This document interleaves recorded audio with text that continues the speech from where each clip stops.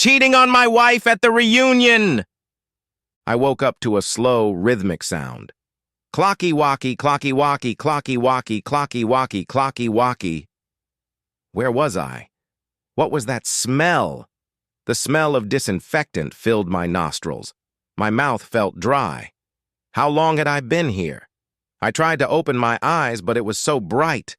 With a groan, I closed them immediately and concentrated on breathing.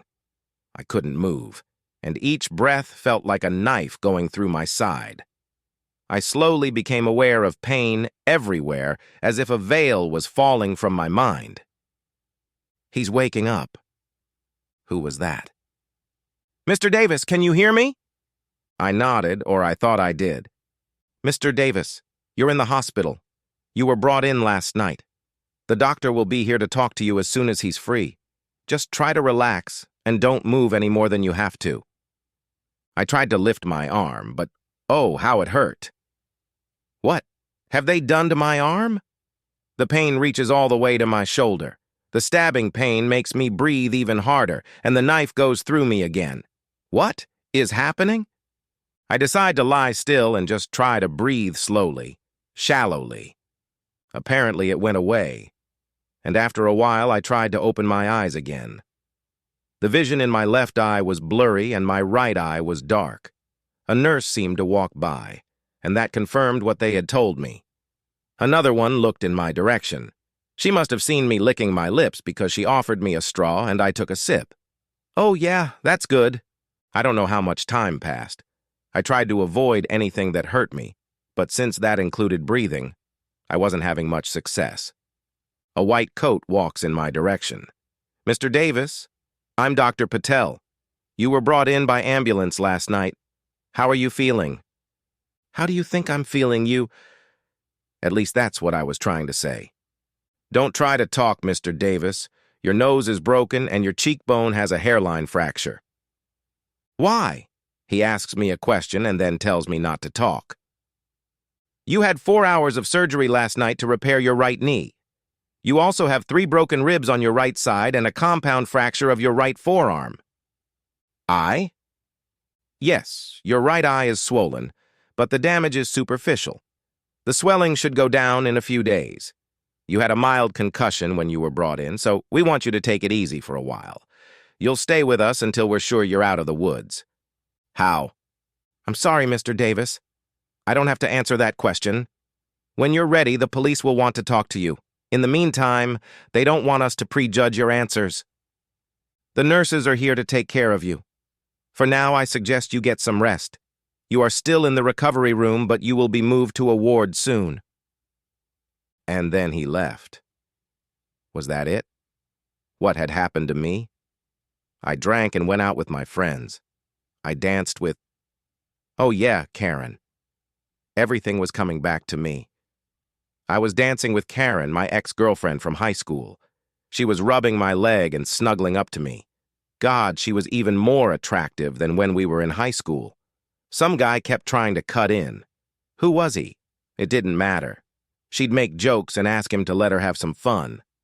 Oh yeah, I remember now. That weakling was her husband. They moved me to a semi-private room and I got some sleep. I wanted them to put me to sleep for a week, but they refused.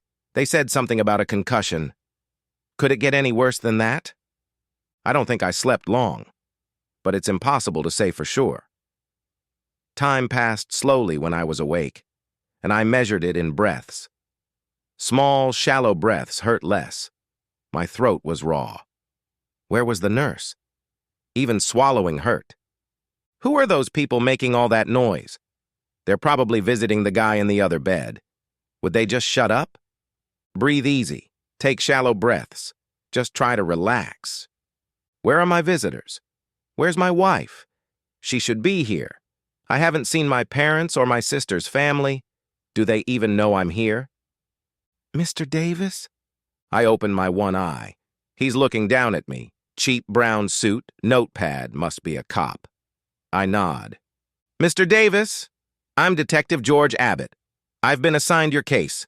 What can you tell me about last night? I try to explain. I was attacked. I was minding my own business. I'm sorry, Mr. Davis. I can't understand what you're saying. Detective, he's not ready. He can't speak because of the swelling and the painkillers are making him drowsy. You'd better come back tomorrow. Thank you, nurse. Mr. Davis, I'll be back when you're ready to talk. The suit turned and walked out. Why? I'm ready. Find this guy. My side hurt again and my leg started throbbing. Nurse! Nurse! My leg! Mr. Davis, does your leg hurt? Your painkiller is probably wearing off. I'll get you something. She returns with 2 pills and water with a straw. Just lie there and try to be calm. Don't move more than you need to. You'll feel better tomorrow. She left before I could ask where my wife was. I slept soundly that night, and the next day I was put on my feet with the help of a walker. That's what they do now. When you have knee surgery, they want you to get up and walk right away. I walked to the far end of the hallway and back again. Then they put ice on my knee and made me do it again 4 hours later. I take OxyContin as fast as they give it to me, and in between I take ibuprofen and acetaminophen pills like Tic Tacs. I'm lying in my bed when the suit returns. Mr. Davis, you probably don't remember me. I'm Detective George Abbott, and I'm here to talk to you about what happened. He paused briefly while I nodded, then continued. How much of it do you remember? I shrugged. I remember the evening and leaving the party. I was walking across the parking lot when I got hit from behind. I vaguely remember falling, but that's about it. Do you remember what happened before that? It was our 10th reunion. I came from Chicago, where I live now. It was a grand event. The committee decorated the hall, and we finally got to have all those drinks we couldn't get when we were in high school. I thought that would get him, but Detective Abbott didn't even smile. I socialized with my buddies, met up with my wives, the usual. My old girlfriend Karen was there with her wimpy husband. She ran up as soon as she saw me and pulled me onto the dance floor. She was even more attractive than when we were in high school. One song, and it was like we were back in high school. She flowed into me like she always did, and after a while she was dry humping my leg. I mean, she's always been a cold fox, but that night she was out of it.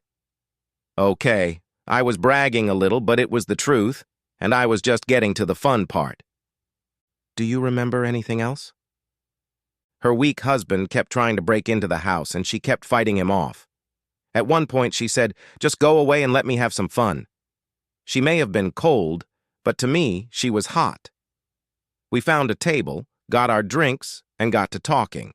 She kept rubbing against my leg under the table until hubby finally dragged her back to their table.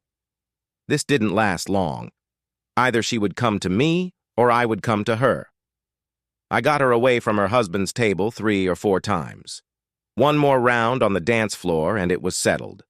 I headed for the men's room and ducked down the stairs to the men's locker room. 5 minutes later, she joined me. She was hot in high school too, but this night she was on fire. She was screaming like a wild woman, and with those tiles on the floor and walls, it's a wonder they didn't hear us upstairs. Just when I thought we were done, she started up again. Finally, we hopped out of the locker room and headed upstairs separately. The reunion was winding down, and I headed to my car. At some point, as I was crossing the parking lot, I got hit from behind. I remember falling to the ground, but that's about all I remember. Then I woke up here. I glanced over at the detective and noticed a nurse standing not far away from him. She seemed to be eavesdropping. I guess she doesn't have a life of her own. Who cares? Detective Abbott nodded and made some notes, but I got the feeling he wasn't taking it seriously. Anything you want to add? No, that's all I remember. All right, then. I have your statement. I'll contact you in a few days if I need anything else. That's it? Can't you at least tell me something about what happened to me? Well, we don't have much information. Apparently there were several people in the parking lot, but no one will admit to seeing anything. What, no one? What about my friends? As far as we can tell, Mr. Davis, no one wants to admit to being your friend. Some admit to seeing you at the reunion, but no one saw you leave, and no one saw the attack. This is crazy. There must have been at least 20 people in the parking lot. What can I say, Mr. Davis? No one's going to admit they saw anything. So what do you think happened? Off the record, we think Karen Jefferson's husband Bill beat your ass. A wimp? Maybe, but he walks and you don't. You don't seem to care too much. There's been a crime committed. There used to be. And what does that mean? It used to be a crime to have sex with another man's wife, but that law was scrapped years ago. Now it's just a nasty thing that no decent man with an ounce of self-respect would even consider doing. I looked him in the eye. He didn't even try to hide his disgust. Okay, I get it. You're going to sweep this under the rug like it never happened. Not at all, Mr. Davis. If anyone has any new evidence, we'll be sure to look into it. Right now it looks like another unsolved assault. We get a lot of those when there's too much drinking. What if I press charges? You can do that, but without evidence, the case probably won't go anywhere. Even if it does, you should know that juries here don't take kindly to men who have sex with other people's wives. There's a good chance that even with the evidence, you won't get a verdict you like. Then you're not going to do anything.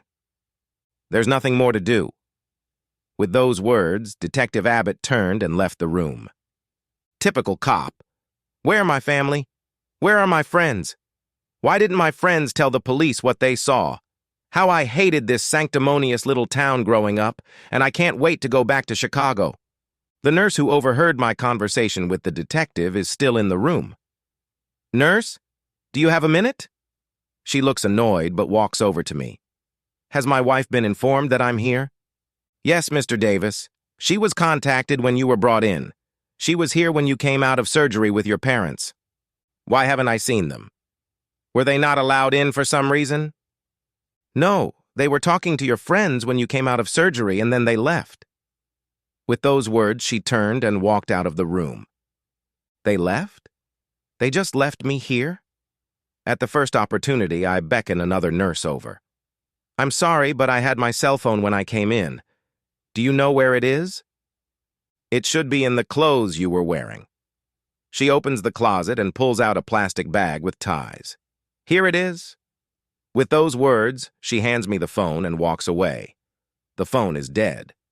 I take a bite of lunch and am taken to a rehab center. There they make me walk and tell me it's good for my recovery. The pain in my knee is indescribable. In therapy, they make me bend my knee. They try to get me to at least 90 degrees. I get it to about 45 and I want to scream in pain. The therapist tells me, no pain, no gain, but all I want to do is rip his head off and spit in his neck. When the rehab session was over, they took me back to my room. I guess they decided they had tortured me enough and gave me lunch. No one comes here for food. While I'm lying there eating Jell-O, my sister walks in. Finally, I have a visitor. Sis, it's so good to see you. Where is everyone? Does anyone else know I'm here? She never answers me. How are you doing? Not good. I have a shattered knee, a broken arm, 3 broken ribs, and my face is messed up. I can see that. What were you doing that messed you up so bad? Nothing. I was just walking to my car after the reunion. She ignores my answer. Mom and Dad were worried about you. Why aren't they here? The nurse told me they were here when I came out of surgery, but then they left. We were all here. Why did you all leave? For goodness sake, I've been here for almost 24 hours and I haven't seen one friendly face since I got here. She ignores my words and seems to just look around the room. At least you're here. I'm really glad you're here. I drew the short straw. What? I was with Mom and Dad and Janet and her parents and brother. Janet's here? My wife came all the way from Chicago but didn't bother to find out how I was doing. Bill and his parents were there too. Bill? Who's Bill? And then it hit me. The detective said Karen's husband's name was Bill. Bill Jefferson. I believe you met him last night. What was Jefferson doing meeting my parents? When are Mom and Dad coming? I don't know if they're coming. Like I said, I drew the short straw. And what does that mean? It means we're not very proud of you right now, little brother. You've dishonored the family. Disgrace? I was attacked from behind. I didn't have a chance to defend myself. My sister leaned down to my ear and whispered, "You had sex with another man's wife, you low-life asshole. You think Mom and Dad are proud of you right now? You think they want to show their face in church next Sunday? Do you know what it was like for them to look Bill and his family in the eye and admit that they raised a coward who sneaks around behind another man's back and steals his wife? It's not my fault. She wanted it for herself. A man can only fight back." By this time, she had straightened up again. She looked me in the eye and said, "You are not just a man. You're a married man. And don't give me any of that victim crap. Everyone at the reunion is just talking about how you jumped her." Oh, she wanted it. It wasn't just me. Pig! What if she wanted to? You could have shown class and not embarrassed the whole family. I wasn't going to win this argument today, and I needed someone's help. Okay, maybe I could have behaved better, but it's all water under the bridge now. Nothing. When is Janet coming over? Does she know? How mad is she? Well, she had a long talk with Bill and some of your former classmates, so you can guess. How did they find out? Sister shook her head. Oh, I don't know. Let's see. Karen was screaming in the tiled room just below the dance floor, screaming like she was being murdered. A bunch of men ran down to the basement, followed by a few women, and everyone saw the two of you bellowing like animals. Do you know there are videotapes from several cell phones? Do you know what it was like for your wife to watch those videos? Do you think our parents liked it? Do you think Janet's parents liked it? You fucked up big time, bro, and you're not going to get away with it this time. I'll tell everyone you're doing fine." And with those words, my older sister, who looked after me when I was little and protected me on the playground when the big kids bullied me, turned and walked out of the room, leaving me alone.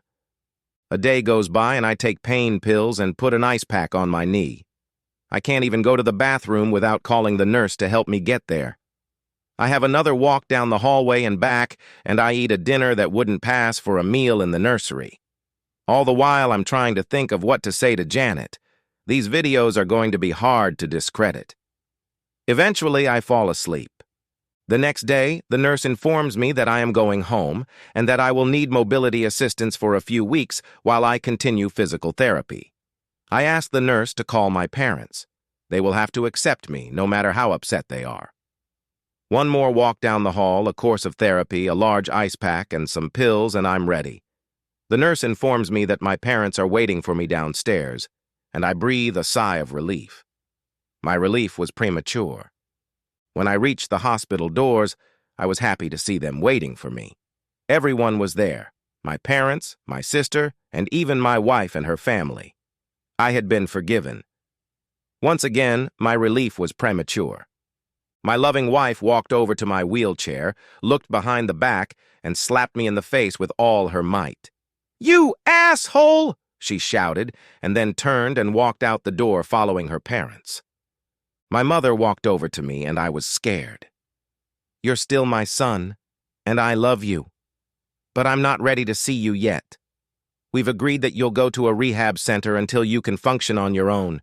Maybe by then we'll be ready to talk to you." My father simply said, "Don't count on it."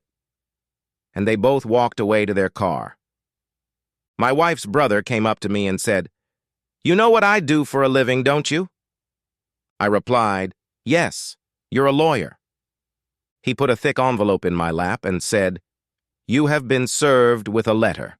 In the package is a divorce petition and a court order to stay out of our house, your wife and your children until this case is decided." When I looked up from the envelope lying in my lap, he was already gone. "Sis, what's going on? Remember when I told you I got the short straw? Now do you realize what that means? No one wanted to come and see how you were doing. We were pulling straws and I lost." With those words, she turned and walked away. I thought that was it. But then I noticed another one leaning against the wall. If my family's eyes were filled with anger and sadness, his eyes were filled with hatred and rage. "Hello, Bill. I suppose you've come for your pound of flesh?" He stood up straight, took a few slow steps toward the door, turned and said, "Get ready, Davis. I plan to take one piece at a time." Then he walked away. I thought there had been times in my life when I'd been alone, but until that moment I hadn't known what loneliness really was. Everyone I thought cared about me had turned their backs on me, all for a little fling on the side. What's the big deal? Slacker was pissed. I get it. But why my own family? I took a cab to a rehab center and settled in for 2 weeks of daily torture. I was released when I could climb the stairs. During all this time, not a single person visited me except my lawyer, for which I paid him extra. I tried to contact Karen, but she wouldn't return my calls. I found out later that she was fighting her divorce as well. My arm, ribs, and knee, not to mention my face, told me that Bill was not the forgiving type. I'll give her time. Maybe she'll come to her senses. Back in Chicago, I found I still had a job, but I needed to find an apartment. The divorce was quick. No one seemed to see me get attacked in the parking lot. But they lined up to testify about what they saw in the locker room. When it was over, my lawyer said I was lucky I kept my balls. That's the story of my reunion. I doubt anyone will forget it anytime soon. I know I won't. The end! Subscribe to my channel. Thank you.